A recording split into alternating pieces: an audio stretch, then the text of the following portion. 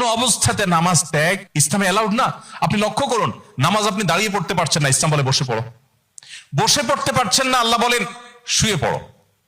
শুয়ে শুয়ে আপনি হাত পা নাড়াতে পারছেন না, ইসলাম আপনাকে নির্দেশ করছে মনে মনে তুমি নামাজ আদায় করো। আপনাকে ওযু করে নামাজ পড়তে হবে, ওযু করতে পারছেন না, ইসলাম বলে তুমি তায়াম্মুম করো। আপনি তায়াম্মুম করতে যদি অপারগ হন, তায়াম্মুমের ব্যবস্থা নাই, ওযুর ব্যবস্থা নাই, তাহলে যে অবস্থা আছেন সে অবস্থা আপনাকে নামাজ আদায় করতে হবে।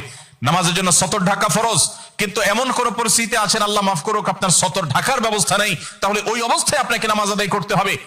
আপনি যদি এমন কোন পরিবেশে থাকেন যেখানে আপনার পবিত্র কাপড় থাকা নামাজের জন্য পূর্ব শর্ত, অথচ আপনার কাছে পবিত্র কোনো কাপড় নাই, তো ইসলাম ওই অবস্থা আপনাকে নামাজ পড়তে বলে। কেবলার দিকে ফিরে নামাজ পড়া ফরজ, কিন্তু কেবলা কোন দিকে আপনি জানেন না, জানার কোনো উপায় নাই, কাউকে জিজ্ঞেস করেও জানার ব্যবস্থা নাই, আপনার কম্পাসের